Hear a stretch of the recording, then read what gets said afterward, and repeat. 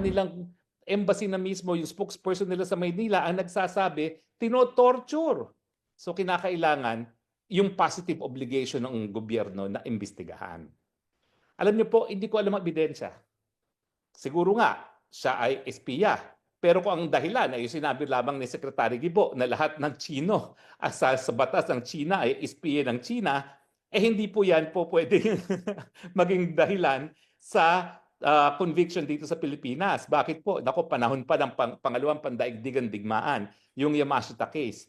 Yung sinasabi nila na presumption of guilt ay hindi po pwede po sa ating batas. Malinaw po yung ating saligang batas din na ang presumption is towards innocence. Well, medyo nababahala po ako dito sa balita tungkol dito sa isang Deng na di umano ay isang spy, no? Abay, mantaki mo, pati Chief of Staff ng Armed Forces of the Philippines ay nakipag-picture-picture dun sa mga supposedly high-tech na mga equipment na nahuli dito sa Deng, no? Na taga Ipil, Zamboanga, Sibugay, no?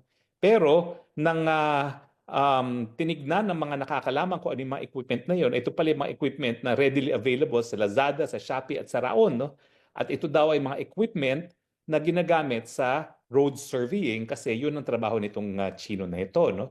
Road surveying na driverless.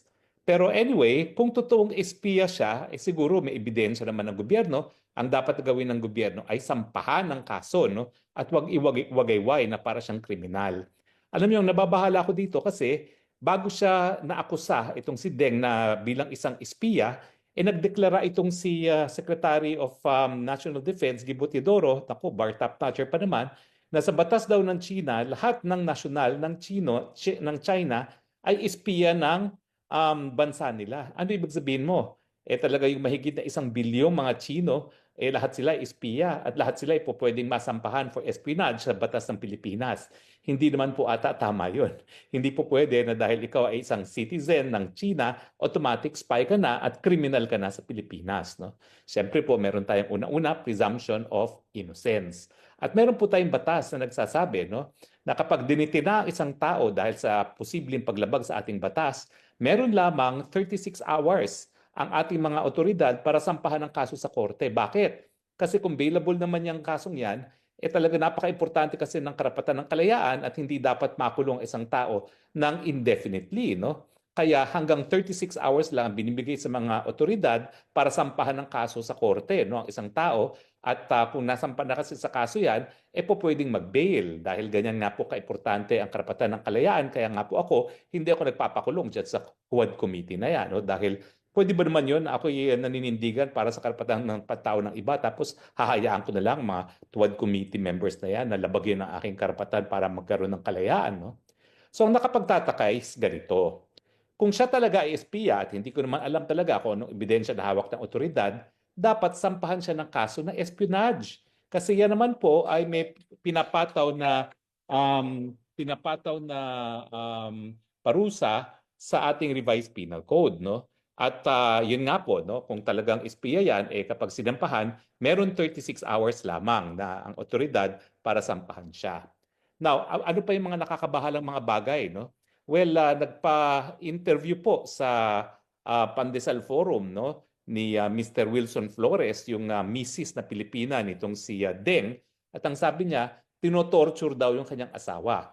Well, meron na po tayong batas ngayon, no, na anti-torture law at saka tayo po ay kabahagi din dun sa Tratado Against Torture, no, yung Convention Against Torture. Ano ba ang obligasyon ng Estado kapag merong aligasyon ng torture? Importante po na ang Estado talagang may obligasyon na imbestigahan, litisin, at parusahan ang mga di umano ay gumagawa ng torture. Alam niyo po, ang torture ang tawag dyan isang universal crime. It is a crime against humanity. Sa buong daigdig po, pinagbabawal yan. At ang torture, ang definition po niyan, yan ay po pwede lamang magawa ng isang taong gobyerno, yung pagpapataw ng pananakit, either physical or psychological or mental, para makakuha ng impormasyon. At karaniwan na talagang inaakusang torture ay yung mga taong gobyerno na may hinahawakang mga potensyal na kriminal na nais nilang umamin yung akusado at o di naman kaya, lalong-lalo na yung mga espionage cases. Alam niyo po, kapag meron digmaan at may nahuling espionage, no, bawal din torturein yan.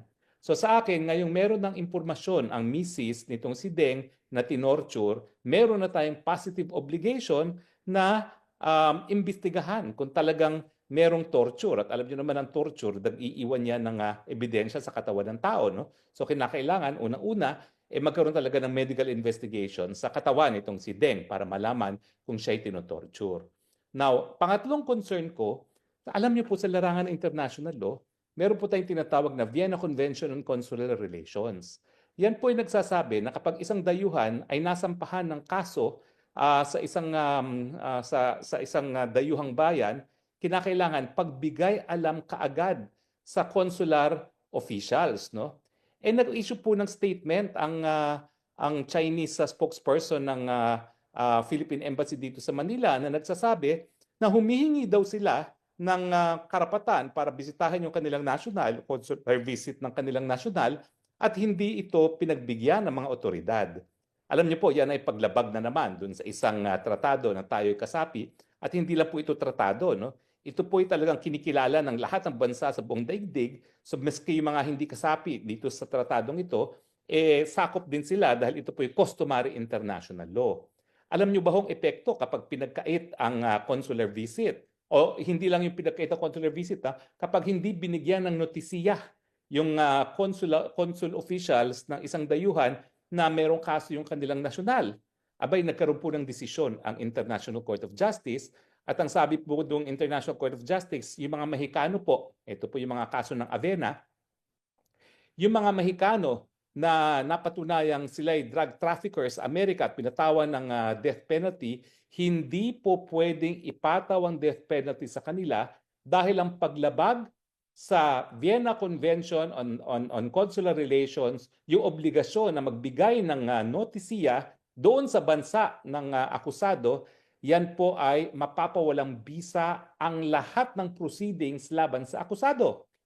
Mantakin nyo yan.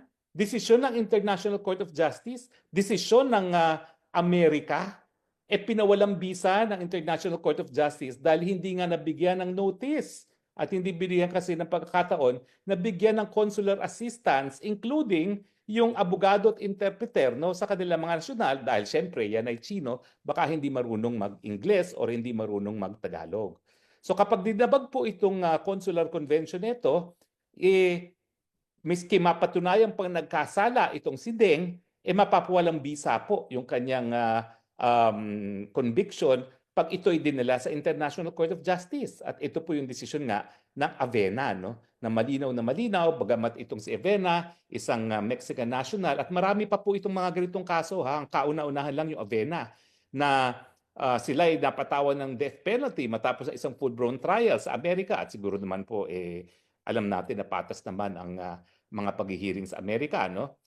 Napawalang bisa pa rin. Kasi yun ang epekto na nakalagay, nakasaad dun sa tratado mismo na kapag hindi binigyan ng pagkakataon na ma-notify at magkaroon ng consular visits, mapapawalang bisa yung conviction. Gusto ba natin kung totoong espiya yan, makakalaya dahil hindi natin binigay yung karapatan ng isang dayuhan under the Vienna Convention on Consular Relations?